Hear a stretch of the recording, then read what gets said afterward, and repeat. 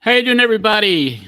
John Arezzi here for another edition of Pro Wrestling Spotlight Live, streaming on YouTube and on Facebook. I hope everybody's doing okay today. It's a dreary day here in Nashville. A lot of rain the last day and a half. So happy to be with you for another show. We have a real interesting show today. We are going to... I don't know if I was too lazy to get guests this week, but since I've been looking at all these archives, I found some more gems for everybody, and we'll play some of that stuff today. I have a clip, a video from 1991 where Cactus Jack beats me up unmercifully after I interfered in him beating up Sunny Beach in Planedge High School, Massapequa, Long Island. So we're going to play that for all of you today. In honor of PEDRO Morales' what would have been his 78th birthday this week, I'm going to play in its entirety the complete match that I filmed at Madison Square Garden on March 26, 1973, PEDRO Morales versus Fred Blassie in restored 8mm film. So that entire match that I shot, I've always played little teaser clips of it, but now you'll see the whole thing right here today on the show. And also because it's 30 years ago with the Wrestling Fans Fantasy Weekend, the very first convention that I promoted in 1990 that we're covering extensively now is on the Pro Wrestling Spotlight Then and Now podcast. We have unearthed through these digital files that I have, a fan had shot his experience at Wrestling Fans Fantasy Weekend, the very first one, and I'm going to show that to you today. So we have all of that coming up on the show today. I want to welcome everybody here. Let's click on the comments section for a second. Our usual hardcore followers are here. Dan Brown, Steve Generelli. We have Bubba Husky, Richard Newsham. Bubba says, "What's shaking, kiddos?" And we have a surprise today. After a long absence, we're going to bring him on right now. Producer Dominic is going to be with us. Producer Dom, are you there? There he is. Thank you for taking me out of the tiny box. Yes, I'll give you a full equal share of the screen. So RTS guy says, "Holy cow, that's good." Producer Dominic is back. Dom, I have to say, you're looking dapper. You got a new haircut. What's going on? I did get a new haircut. Specifically for Pro Wrestling Spotlight Live, but I'm feeling good. Just like Tennessee, it's rainy here, it's cold, but hopefully we'll bring some warmth in with this show. Hopefully we'll have it'll be a lot of warm hearts. A lot of people will be laughing their asses off when they see Cactus Jack give me a big elbow in a match. And I sold it really well, so everyone will be able to see that.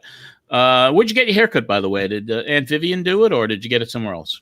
I got it somewhere else. I got it on 4th Street at a place called Sir John's. Really nice. Okay.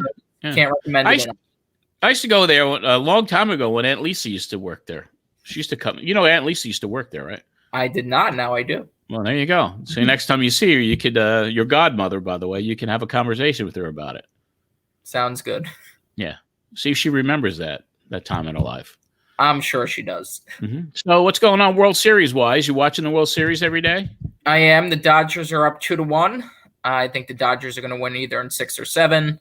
Mm-hmm. But yeah, it's been a good series so far. Well, you know who my prediction was on the 605 Super Podcast when they did that baseball special? Who did I say was going to win the World Series? Did you say the Mets? No, I did not. Really? I said the World Series was going to be the Dodgers against the Yankees, and the Dodgers would win the World Series. Well, you got half of that right. Half of it right, yeah. So, but anyway, missing baseball. Glad everything is good up there. We have an election coming up a week from Tuesday. I voted this week here in Tennessee. Long lines. I felt very patriotic after I did that, and I understand that you're going to vote on the actual day. I will vote on election day. Did you get the sticker? I did not get the sticker, no. They didn't give you the sticker? I didn't see the sticker. I mean, it could have been on another table. I wanted to get at it. I was online for 2 hours. And then when I was leaving, I saw an old friend who used to live in West Babylon, Chris Menino. Oh, he was online waiting to get in with his wife. Anyway, Election Day's coming up. I was talking to you and Alex before we started the show. I watched a Borat subsequent movie film on Amazon Prime last night. And regardless of what your political affiliation is and who you're, Borat was one of the funniest movies I ever saw. 14 years ago when it came out. This one is even funnier. And I'd recommend it to anyone who just wants to have a laugh and just look how bizarre the world is through the eyes of Borat. Sacha Cohen, whatever his last name is, but it was one of the most fun. It was one of the funniest movies I've ever seen. So listen, monitor what's going on with all the. Did you see it, Bubba? That's good. It was crazy. I'm happy to have you back, Dom. It's good to be back. Welcome. We'll bring you back on a little bit because we're going to talk about Manscaped. I know your favorite product. I absolutely love Manscaped. Good. So I'm going to put you down in the waiting area, and then we're going to bring on ALEX Robertson from slamwrestling.net up in Canada with all the news. Talk to you in a bit, Dom. All right, Alex, there you go. How are you doing? I'm good. How are you? I am good. I'm in a good mood today, even though it's raining outside. After you have a night, a couple hours of just nonstop laughing until you cry, it puts you in a good mood. And then reviewing some of the films and some of the clips I'm showing for people today, that also brought back some great memories. But how's everything up in Canada? It's going all right. I mean, it hasn't really changed since last week. We've been following, the election really closely in the States. We've been following our case numbers here in Quebec, and we're still considered in a semi-lockdown, if you will. So all of our gyms, restaurants, bars are all closed today. And I actually tried to go into a Walmart today near my house, and they shut their doors. There were some news people there, so I'm assuming it's because somebody, maybe an employer or whatever, tested positive for the virus. I'm not sure. But overall, we're kind of at the point where we're plateauing a little bit. So that's a good sign, I think. Well, we hope to get back to plateauing here in Tennessee. We had over 3,000 cases yesterday. It was the one-day record for the state of Tennessee and the one-day death record as well. So the county where I live in, Williamson County, which is south of Nashville, they put a mask mandate into effect as of today, the 24th, that runs through December 31st. So just everybody stay safe out there and do what they say. Whether, it's a crazy, crazy time. And it's a kind of a nutty time in wrestling right now. I know we have a big weekend coming up and other things have happened. I mean, AEW this week was kind of like, I thought I was watching Bye Bye Birdie. So anyway, what's going on in wrestling this week? Yeah, so as you said, this weekend's a big weekend for wrestling. We have Bound for Glory, which is in Nashville tonight. And they have quite a card. They have 8 matches, 8 solid matches. And like I said last week, one of the matches that I'm really interested in is for the Impact World Championship, which will be the title holder, Eric Young, versus Rich Swann. Now, Rich Swann had been out for a little while, and it was actually unknown whether or not he was going to be able to participate in this match because he hasn't wrestled in about 10 months or so because of 2 really bad injuries. So it's actually kind of a surprise that he was cleared for this match. So I know everyone is saying, it's going to be Eric, it's going to be Rich. So it's kind of torn. We're not really sure who's going to win this one. So it should be a good fight nonetheless. And another one I'm kind of looking forward to, I would say, is the EC3 versus Moose. They've been showing a lot of promos of them two kind of beating each other up outside of the ring. And it's been kind of an interesting build. And EC3 himself has been in a little bit of the news lately. He was on ROH's podcast just recently talking about his time in WWE and how he may or may not have given them the idea to do Raw Underground. Just a Wow. Yeah. Okay. Yeah, and it's actually a very interesting podcast. It's a very lengthy one, but he does talk about a lot of stuff. He talks about what he wants for his future, where he has been in the past, and what he doesn't want for his future. So, I mean, we'll see what ends up there. But yeah, a very interesting development, I would say. Oh yeah, definitely. Yeah, and then we also have Hell in a Cell tomorrow, which yes, I always loved Hell in a Cell. I love that pay-per-view, and me too. I was a little disappointed this week with Raw, especially. Their ratings went down a little bit, or actually a lot, from last week. And considering this week was their season premiere, and they're supposed to be, hyping up this Hell in a Cell, which they did, but it kind of fell flat a little bit.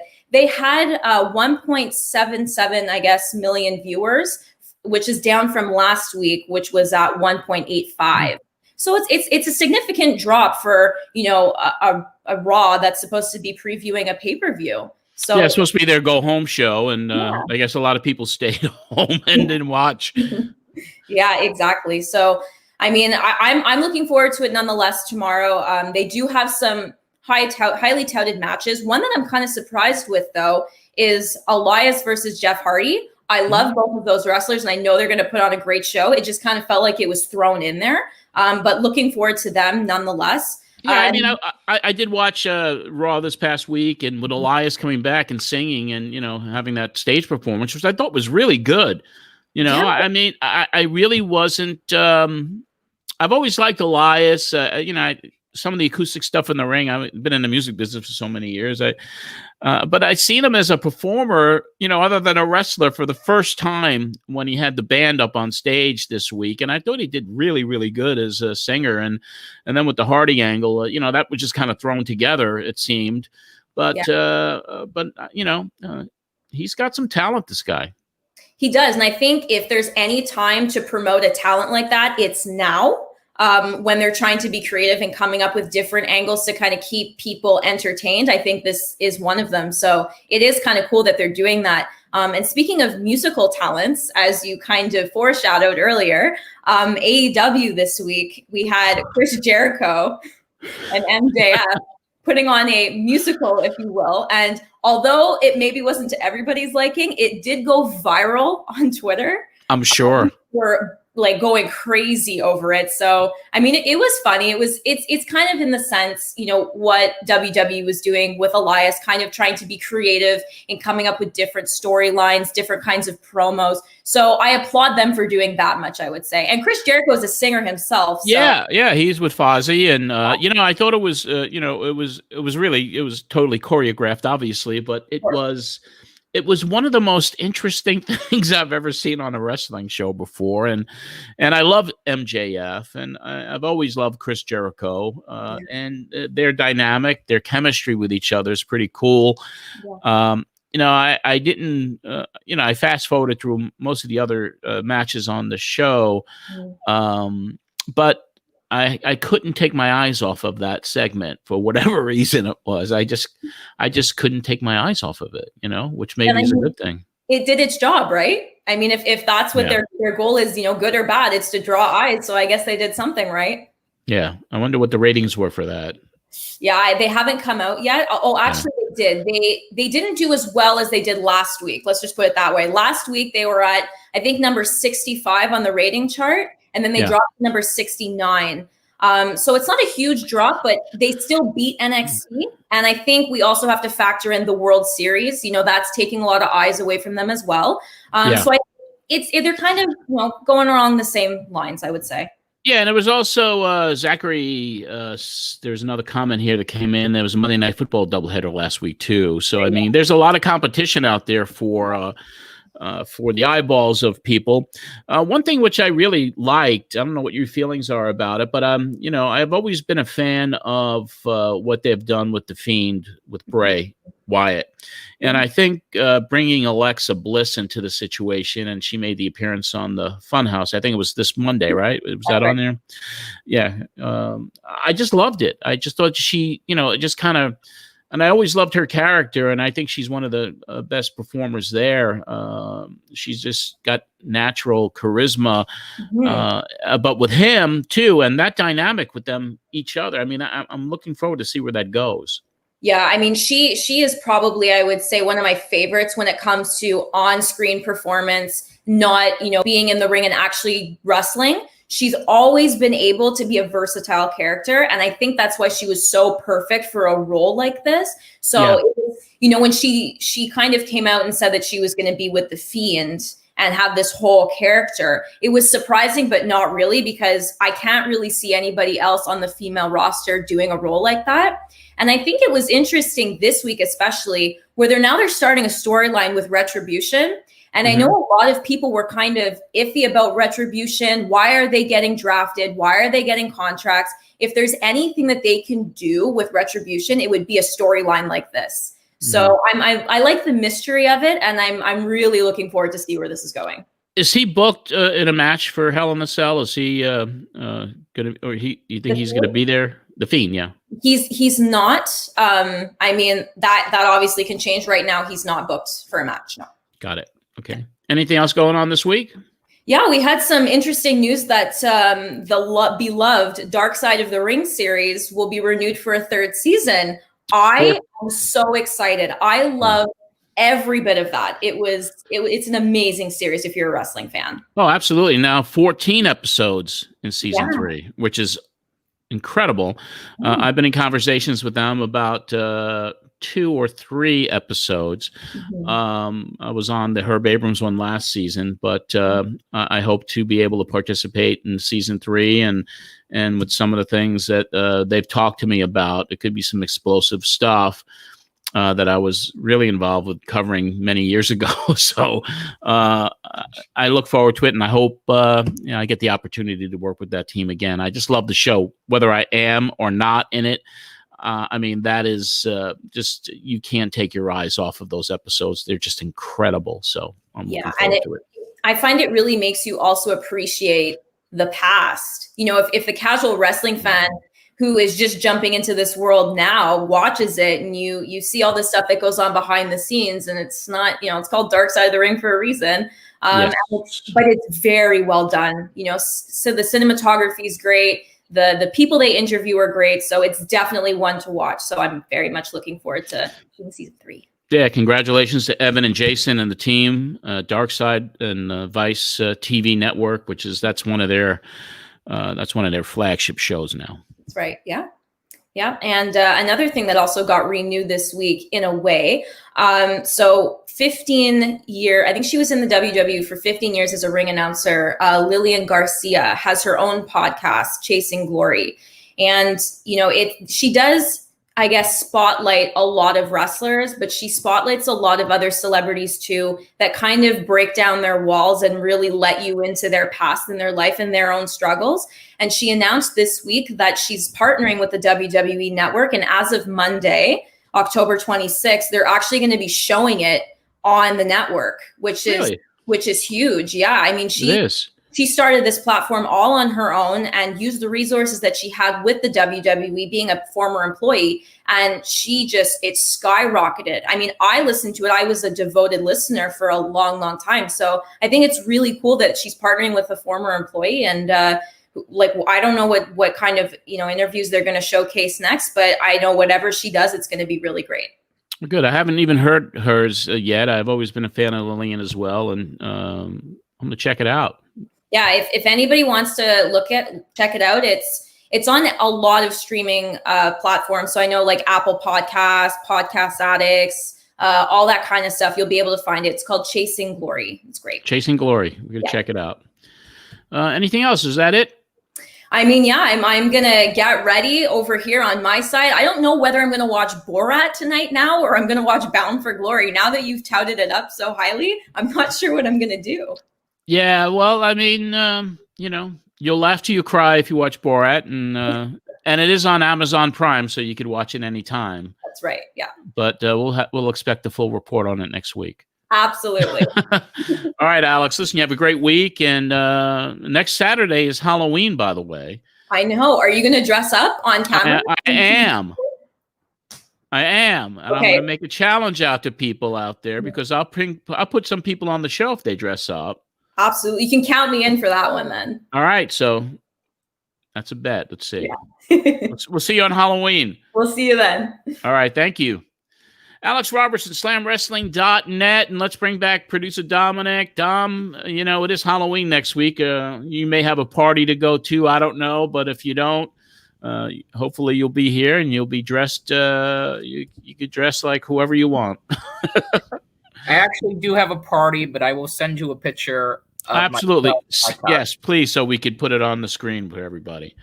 Yeah. I mean, there have been some on the Facebook private group for Pro Wrestling Spotlight that are now podcast and radio show. There have been people saying they should dress up like people who were affiliated with the show, whether it's me or George from Lindenhurst or any of the other characters that we had.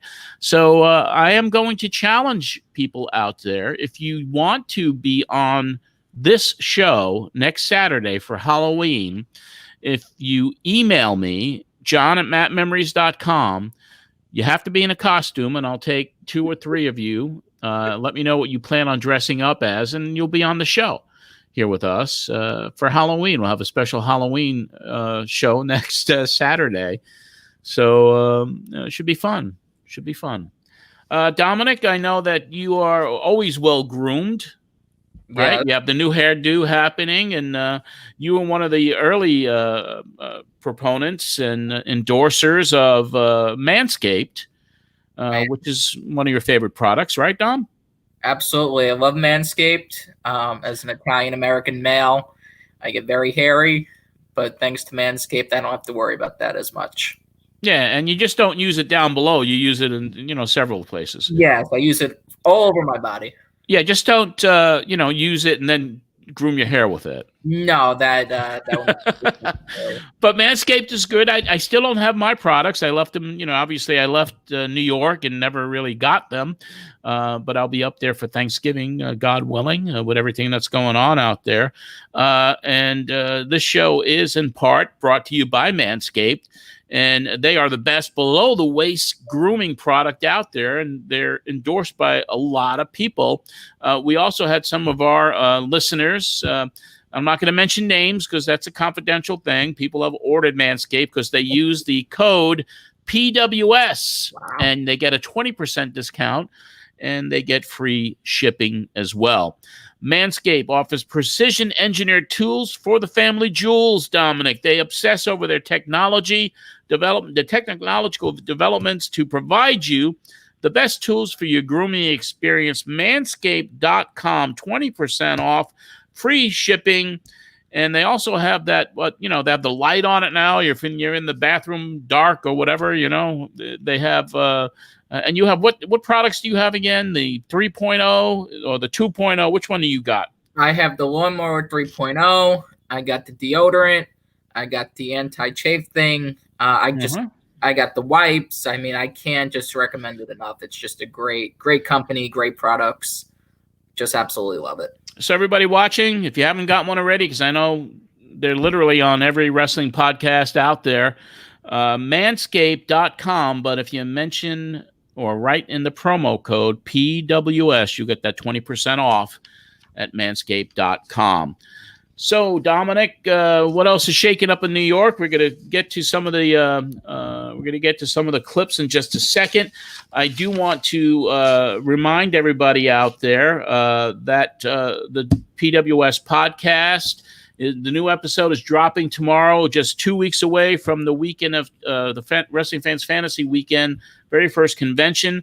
If everyone who listens to the podcast, Larry Zbyszko will be on. This was around the time where there were rumors of him going to the NWA as the AWA champion. He comes on the Pro Wrestling Spotlight to talk about all that.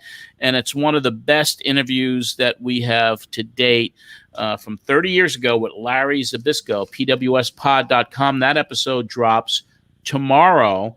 And then we're just a couple of weeks away from the first Wrestling Fan Convention. And next week's episode is the very last show, at least until 92 or 93 on WNYG. So we say goodbye to WNYG, Dominic. Very sad. Very sad. Very, very, very sad. One thing we'll plug now before we get to our first clip of the day. The auctions that I do at facebook.com, John Arezzi's Vintage Wrestling Auctions. We are, guys, the first time on there. Well, thank you and welcome, whoever you may be, Facebook user. We have some wonderful items for sale this week at the auction. Dominic, did you check out the auction yet? I'm sure you did not.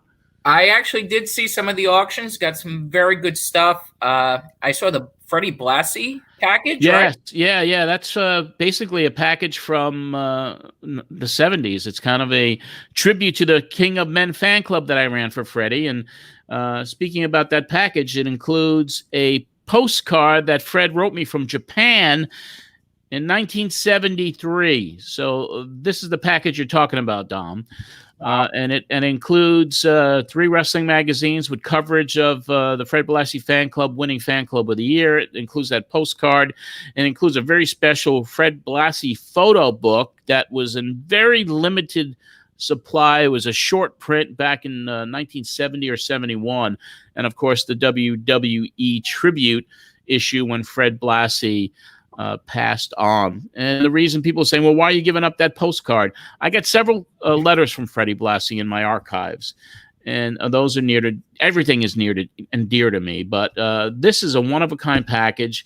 The magazines were originals that I had from back in the day. So they're the original ones that I had. They were, they're not in the best of shape, but I've replaced all of them with pristine copies of them from my archives now. So that's one of the items. We found through Terry Kent, our friend in Virginia, who gave us just a ton of great posters, and most of them are gone now. We've sold them all off. But look at this gem from the early 90s, Friday, April 12th. If you go down that card, obviously you have Ravishing Rick Rude against Al Perez. But look at the third match. Tom Chippendale Brandy versus Sonny Bad Blood Blaze. Sonny Blaze on a hard cardboard original poster from Virginia. So Axel Rotten was also on that card. Irish Leprechaun, Tiger Jackson. So that is available at the auction site now. John Arezzi's Vintage Wrestling Auctions at Facebook. Just go there now. Not now, after the show. Not now. But also, check this out, Dom. Check this. IWAS Tour 1993. This is the last autograph program that I have, and that's up for auction. I'll take a look at some of these autographs in here. You got 15 autographs. You got Conan, Greg the Hammer Valentine, the Mexican Minis. You have Jake the Snake Robert. You have the Barbarian. You got Diamond Dallas Page. I mean, so it's every page has autographs on it. All some classic ones. Fallen Angel, the late Nancy Benoit, with Kevin Sullivan, Medusa, Wendy Richter. So this is on the auction site as well. And I have this wrestling magazine. It's from September 1963. Wow. And what was significant about it, Dominic? You ask me. It has the first article of Bruno Sammartino winning the World Championship. Wow. And that's covered in this pristine copy of Ring Wrestling Magazine from 1963. 6-page article on Bruno. And then for you collectors, the Pièce de Résistance. Dominic, one of the most famous wrestling magazines of all time. This is fall issue 1959. Volume 1, number 1, Wrestling Review. And you can never find this magazine in good shape. Never. This one is, I would say, excellent condition at the auction site right now. And before we get to the meat of the program, one other plug. That is the merchandise store for us, and that is tinyurl.com/PWS store. The caps, Dom, the Met caps. The Met colored caps are there. I like it. Yes, me too. So I'm wearing mine today. I'm wearing my Pro Wrestling Spotlight t-shirt, as you can see. We still got a couple of these Holy Cow That's Good shirts, and they're all there. So go to tinyurl.com. That is PWS store, and support what we do. I mean, because it's we're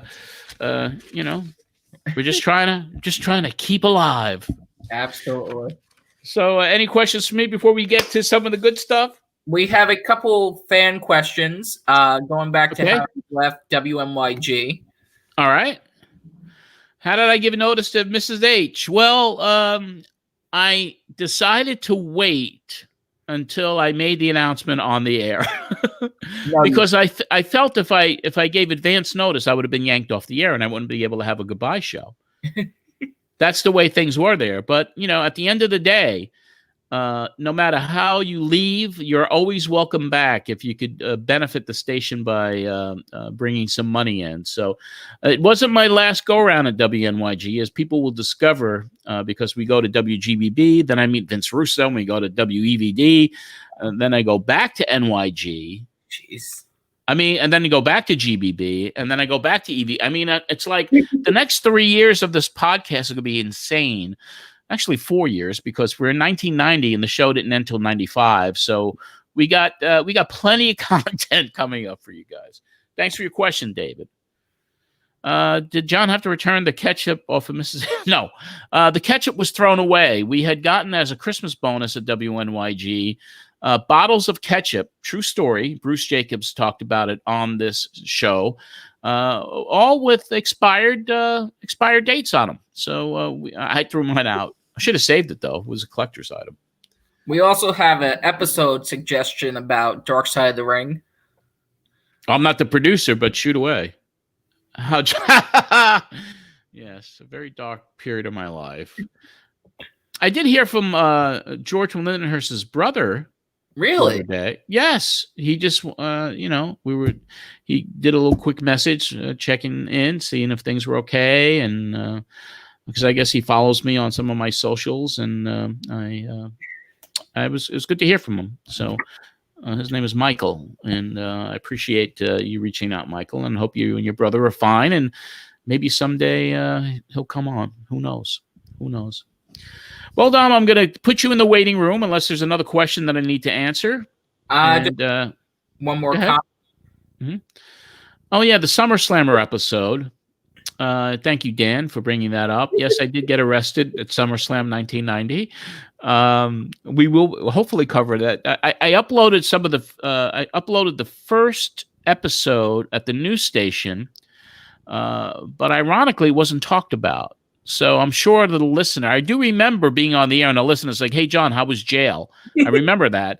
So that will be coming up, and once that happens, then we'll have Christian Theodore from forwardmerch.com, our merchandise partner, put together a SummerSlammer t-shirt. They want my mugshot from Philadelphia, but it was 30 years ago, and it wasn't a big offense. It was a ticket, even though I had to stay the night in jail, which is another story. I can't wait to talk about my experience in the cell that night, especially with the windows open, and I was in the cell with four other guys that were kind of a lot rougher than I was, and they kept calling me Joe Franklin because they were like, "What are you doing in here?" I was like, "Well, I'm radio host." "Oh, you like Joe Franklin?" If you're an old timer, you know who Joe Franklin is out of the New York market. But and then the guy's girlfriend was outside calling in, and he was screaming out the window, "Hey, don't forget to get me them Twinkies. I'll be out of here soon. I want them Twinkies." So anyway, that's my life. It'll be in the book, all of it. The book's coming out April the 6th. We're having fun. All right, Dom, thank you so much. We're going to get to the first segment today. Thank you, Dom. Hang in there. We'll talk to you in a couple of minutes. It was this week. It was would have been the 78th birthday of Pedro Morales, who was the WWF champion, October the 22nd. He would have been 78 years old.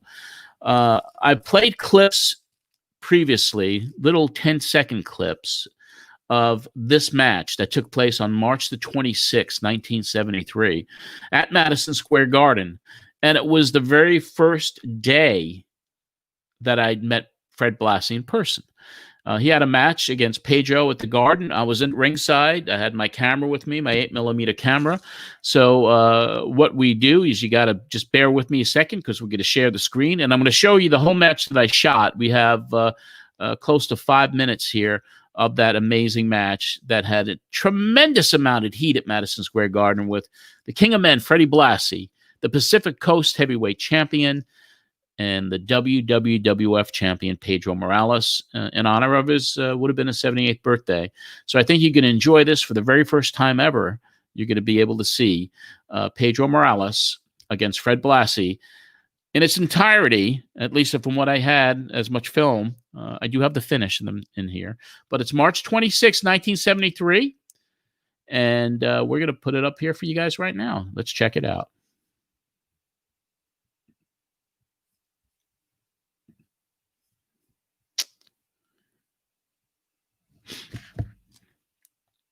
With Captain Lou Albano as his manager, Freddie Blassie in that pink sequined jacket with that belt around his waist. The fans hated him. And here comes Morales, accompanied by the security.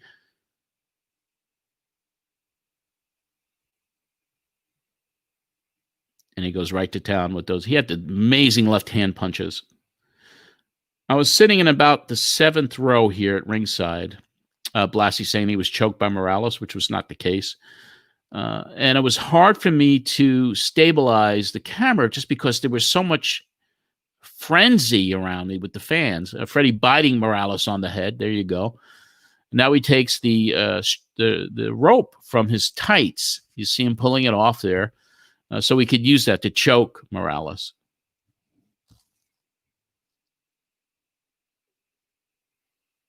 The referee was Danny Bartfield. Sold out crowd, 22,000 in attendance, and Freddie was the consummate heel.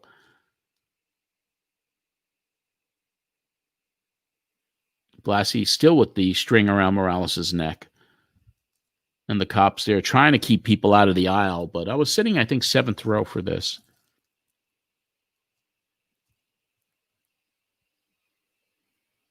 Morales getting hot. Now he took a flash cube that someone had thrown into the ring to gouge Morales' eyes with.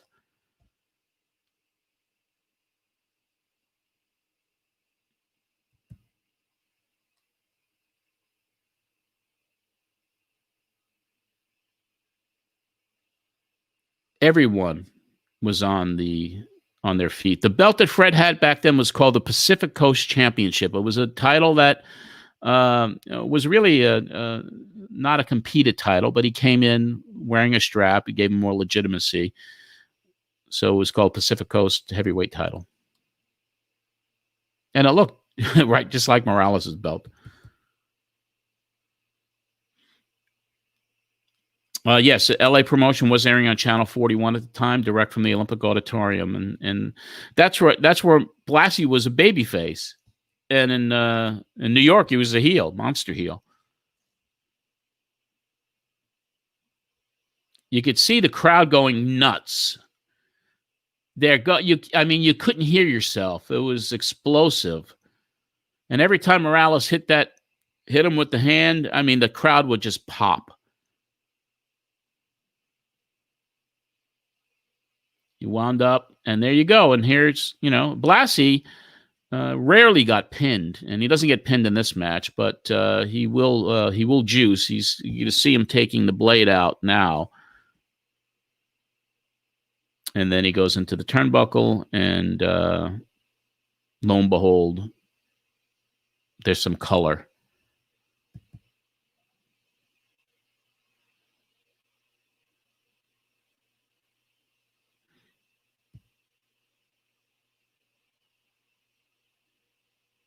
Yeah, this was 1973. I just had it color corrected and put in HD as best quality as I can from the company that I use to transfer all these things into a digital format.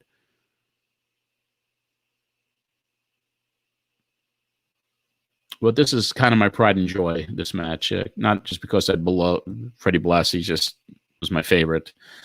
But Morales, I mean, in the crowd and just the way the match storyline came through. You can't shoot all of it. The match was probably about 15 minutes, but I knew when to get the right spots, and I knew when the finish was going to happen. And there you go. He can't continue because of the blood, and Morales wins.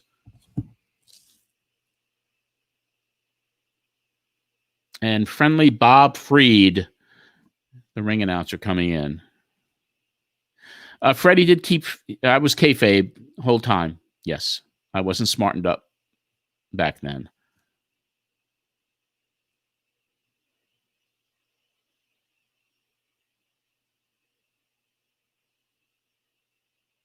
I mean, there was almost a riot that night, and that's the end of it. Pedro Morales retains the title on March 26, 1973 against the vampire Freddie Blassie. There you go. What do you think, Dom?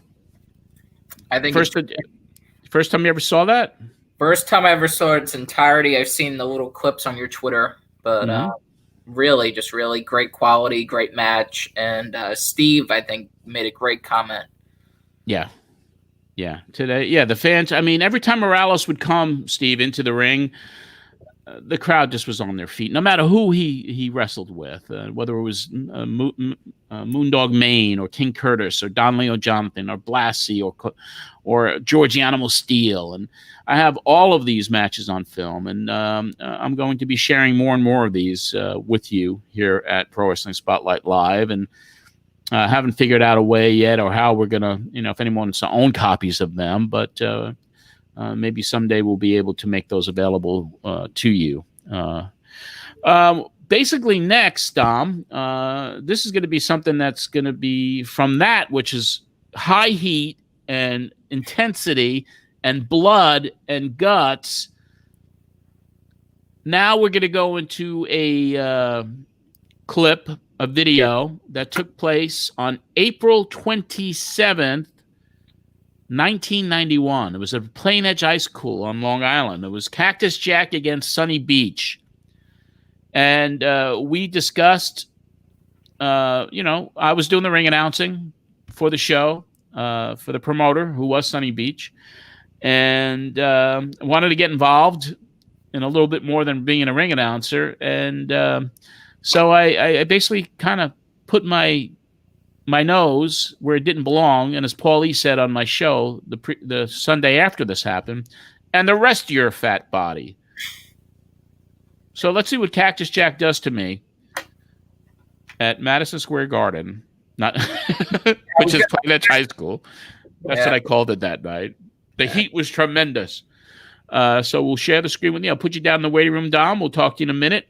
Your daddy's in this, and your mommy was filming it.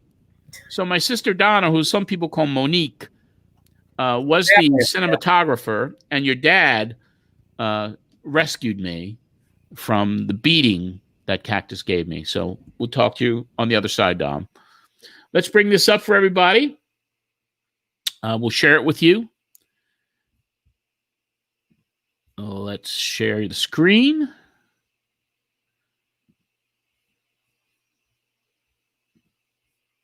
Share the audio. That's a big part of this. And we're ready to go. And here it is.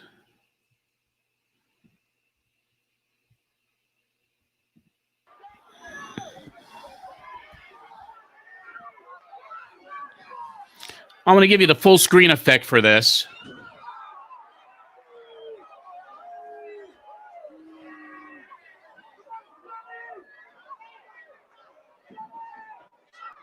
Very true. Very true. Can you hear my voice, Dom?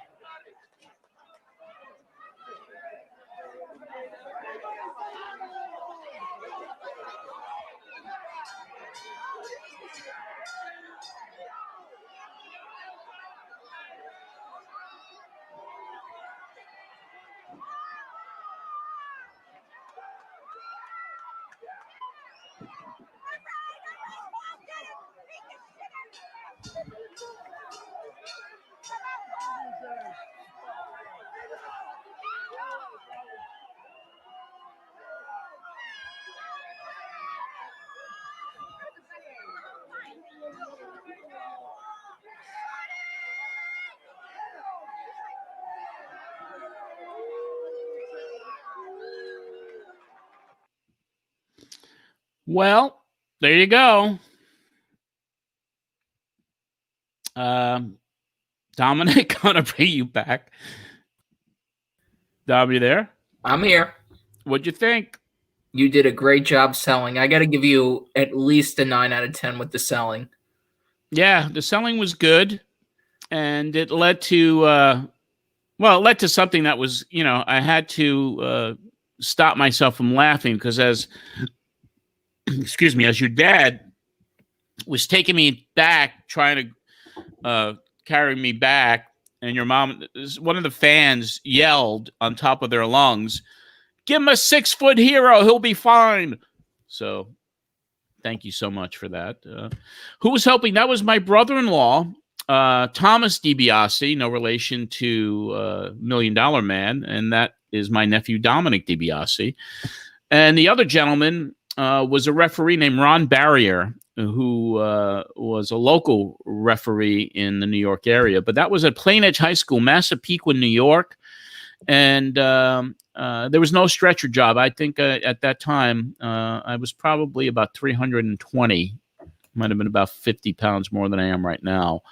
And you notice when I took the bump, my cigarettes fell out of I had my cigarettes in my pocket, the cigarette lighter. I was a smoker. I was not in very good health back then. So it was fun, and it was really, it went over, but it carried through to the radio show on that Sunday. And that night, ironically, was the night that Cactus Jack asked his wife to marry him. He got engaged that night. And you'll hear this on Pro Wrestling Spotlight because when we talk about it, I bring Cactus on to say I apologize for interfering, and Paul Lee was on the line too. Classic radio that you'll be hearing on Pro Wrestling Spotlight then and now. But Cactus was like, you know what I was going to do? I was going to engage my wife on your show. I mean, he was going to until that incident happened. But it is a classic piece, and I have another Cactus Jack versus Sunny Beach match, and I think what I'm going to do today, if you guys want to see it, I could play it, and then I could hold on onto the Wrestling Fans Fantasy Weekend clips until we talk about it on the podcast, which is really going to be in a week or so. So if you want to see some more action, I'm actually calling play-by-play here. This is in Staten Island, since we got another 12, 13 minutes to go. I am going to play that match from Staten Island, a high school there, Cactus Jack versus Sunny Beach. They assigned a color commentator to be with me from CBS FM in New York City.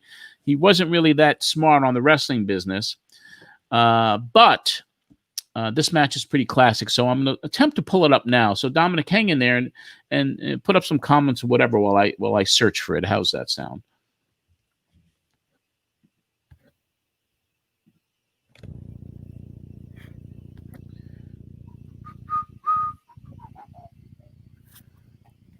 Let's see.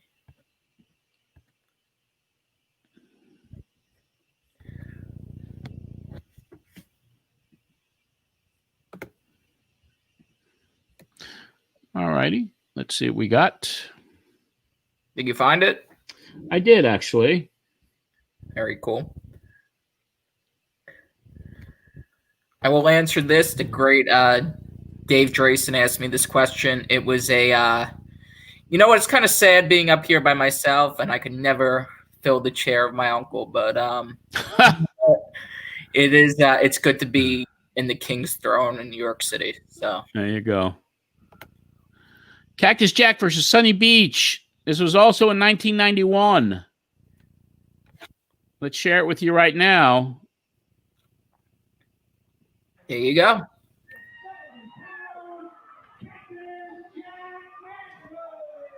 Cactus Jack being introduced. Some fans cheering, others booing him. Cactus doesn't care if they cheer or boo. He's out here for business. All right, I'll put the full screen on, and then we'll talk about it on the other side. I see it. He's got that dazed and crazed look. He's missing a couple of front teeth. He's coming this way, and I really get a little bit leery. Hopefully he's going under the ring. What is he doing? Under the ring? What is he doing? He's a sick man. Well, Sonny Beach is out in the ring now. But he don't know where Cactus Jack is. He's under the ring. The overwhelming And here comes the cheer surf from the crowd. one of my favorites. Yes, indeed. And he's the surfboard with him. Everyone very happy to see him. He better watch out because Cactus is right now under the ring. Could be a dangerous situation. And there's the surfboard with him. Uh-oh, Cactus coming out from outside under the ring. And he attacks Sonny Beach from behind. Outside the ring. I know. don't believe this. And he's going to hit him with his surfboard. Surfboard slams it on his man. back. That's the Cactus of Cactus Jack. Unbelievable. Well, the man from Truth or Consequences. He's coming this way now. Just keep him away from me. And when you said it, John, when you said this is going to be a match, this is going to be a match. Yes, it is. Now, Sonny Beach being choked. Cactus taking his ring attire off, choking Sonny Beach with it. Now he takes The chair. a chair and what out? Oh, he slams Sonny Beach on the back with the chair. The fans here up in arms. There he goes. Spits in the air and he got it. He catches it. I don't believe I tell you. the practice of this man.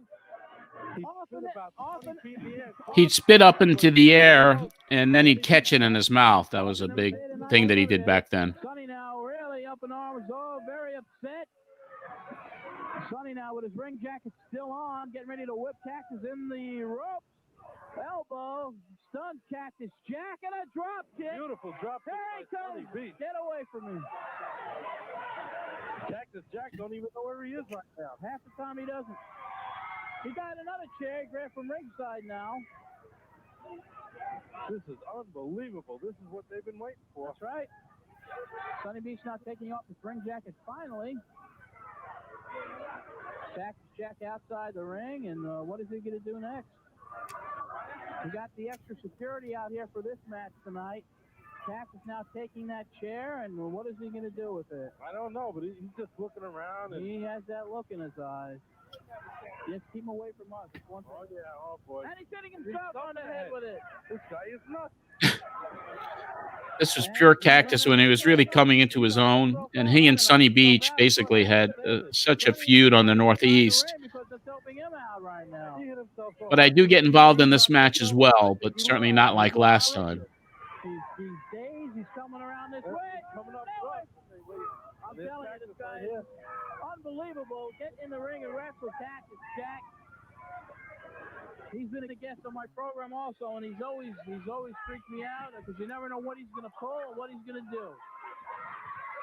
And right back with the Even fan over here just collapsed his chair.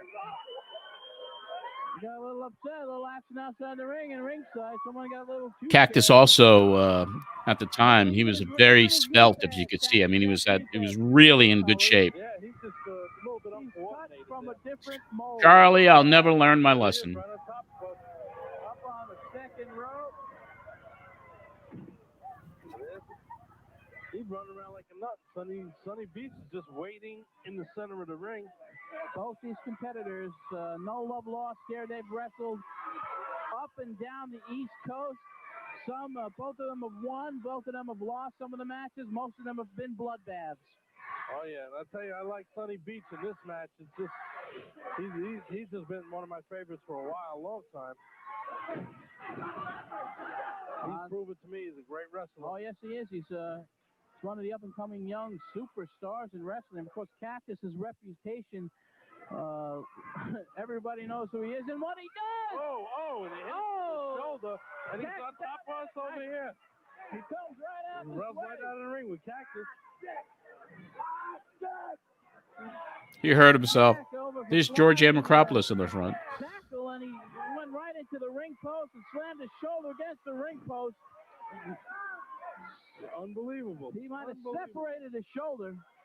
He went into, and he's laughing now, and he went into the ring post. Well, I tell you one thing about Cactus Jack. He's always said that he'd rather hurt a man than love a woman.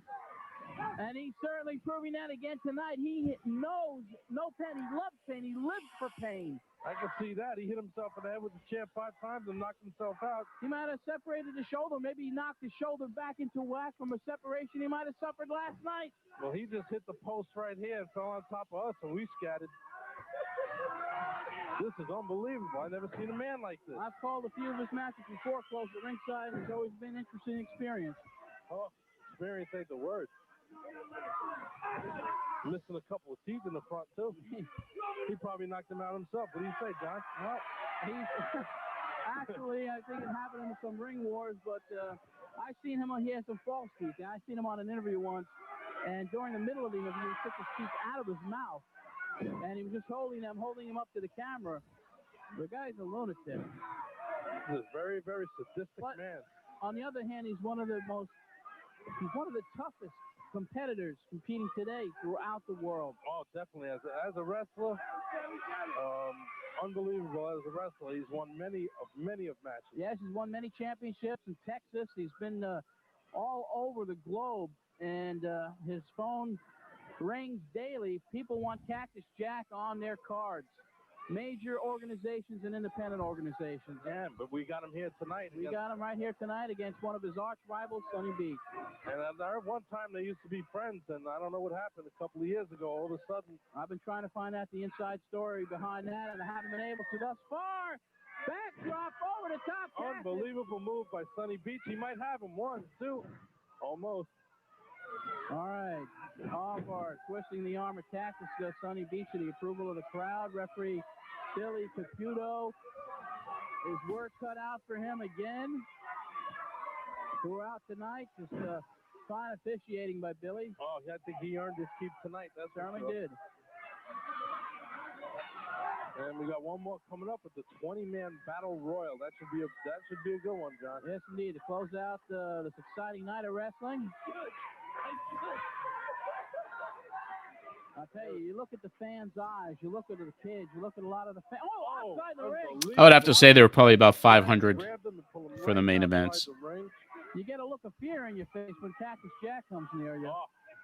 They're outside. There he goes, right after him again. And body slam, looks like body slam outside the ring. He's coming around this way again. I just hope he stays away from here. Sunny now back here again. What is he doing now? I think he's got his surfboard. He's got his surfboard. He's gonna nail him with the surfboard. Oh, right in the head with this.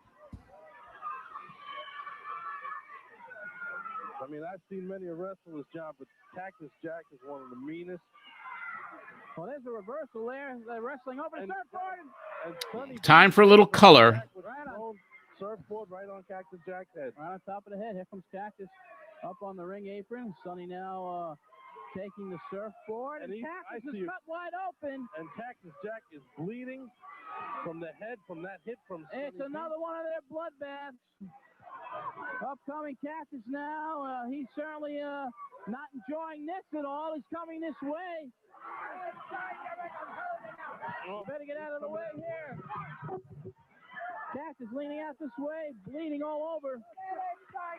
Sunny now taking the chair right in front of us and slamming Cactus over the head with the chair. Cactus is already split wide open. The blood is pouring out of Cactus Jack's head right now.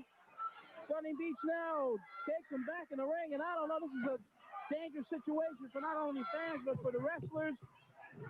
I don't understand the situation right here. Cactus Jack is bleeding like a madman. How do you bleed like a madman? His chair is full of blood. On this thing right now. I don't even know where to put the damn chair. It looks like we might have to stand on this one till we get your chair there, John. I'm not going to kneel down or sit down on that chair. It's full of blood. It looks like we might have there to. There he goes. He's spinning it. Oh, can you believe this guy? This is unbelievable. Bleeding like a madman. Back in the ring, the action continues.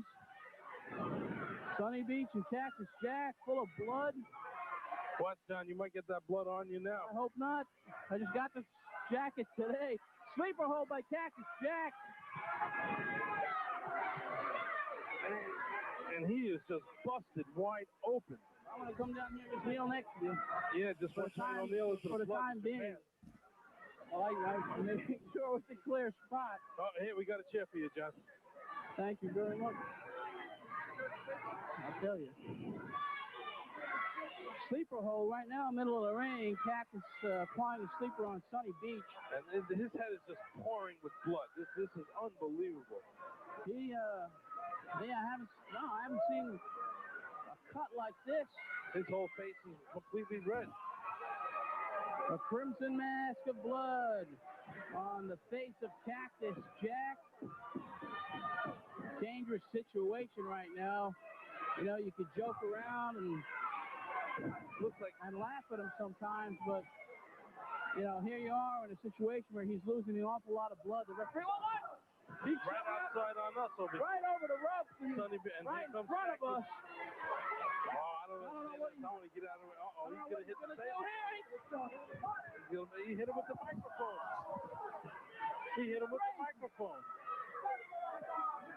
He pulled the microphone right out of John Rizzi's hand and hit Sunny Beach over the head with the microphone. And he's going, Nick, they're taking it outside. They're wrestling, they're taking it outside into the... He's going, it looks like they're going into the parking lot. I got blood all over me over here. I don't know what to do. They might be going out into the parking lot. Let's try to keep up with the action. But we can't. He went on to the concession table. On the concession table, we thought we were going to have a great match here. More than great. We're having a hard time. Well, Sonny's going back into the ring now. And Sonny Beach, Cactus and here comes Jack scaring the whole crowd. And Sunny Beach in the ring again, and here comes Cactus Jack back in the ring. And he is just bleeding like a madman and busted wide open. I've never seen anything like this. Double clothesline, both men are down. We got chairs. Got chairs flying, people flying, wrestlers flying, and we're flying. We sound a little bit disorganized right now over here, everybody. Of course we are. Action is spilled in and out of the ring. A clothesline by Cactus on Sunny. Wow. This is just one bloody mess over here. I'm trying to just get my sense. Look at this.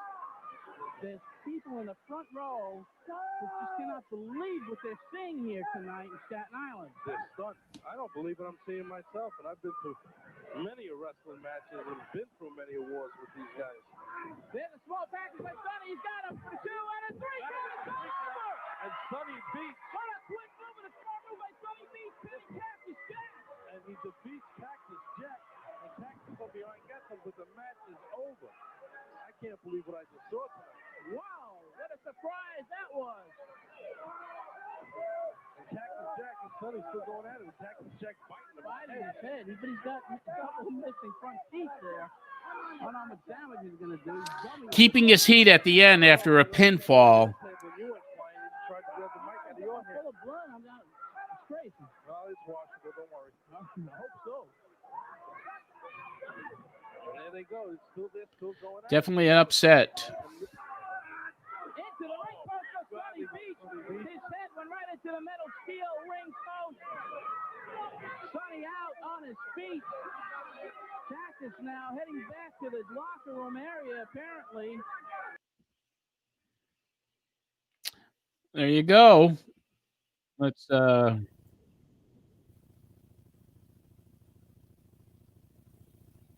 was about it. Had a couple of seconds to go, but we ran over anyway. What'd you think, Dom? That was the first time you saw that, I think, right? First time I saw Yeah, the you, guy was very not good the on best commentary. color person to work with. But, you know, you give it your best shot. And I always enjoyed calling Cactus Jack matches. And that was just it was an incredible match for a little high school in Staten Island. He kept saying he was busted open. It was busted wide open. There was a lot of blood. There was a lot of blood. And, you know, for him, I mean, the career that he had, and this was just about the time where he was getting into his prime, really, with the bumps that he took, with the heat that he was able to draw. Of course, it wouldn't compare to everything he did in the WWF and the WWE. But, you know, when he went to ECW a couple of years later, I mean, what a career the guy's had. And I was fortunate enough to call some of those matches. And once I find them, I called and did play-by-play for a trilogy of matches he did in one night in Philadelphia for Joe Goodhart. It was a barbed wire match, a cage match, and I think a Falls Count Anywhere, where Eddie hit a bottle over his head. And I never forget afterwards in the dressing room, his wife was picking glass out of his head. So a lot of good memories of Mick Foley, Cactus Jack, one of my closest friends in the business. So anyway, everybody, I really appreciate everyone hanging out with us as long as you have. We're about 6 minutes over the hour that we usually broadcast in. Dominic, always a pleasure to see you, my friend. It's good to Welcome be back. It's been a while. And we're going to wrap things up here in just a couple of seconds. But I do want to remind everybody once again, next week is Halloween. If you'd like to come on the show and be put in one of these little boxes, email me, john@mattmemories.com, and I'm going to select a couple people, if you'd like, to do our Halloween show next week. And we'll try to find some really cool stuff to play for you, and we may have a guest. Who knows what'll happen? But for everybody who wants to keep in touch with me, I'm on Twitter at John Arezzi. I'm at Instagram at John Arezzi. I have the Matt Memories page on Facebook, as well as for the people who really are in tune with the podcast and radio show. We have that private group at PWS at Pro Wrestling Spotlight Then and Now, and the radio show.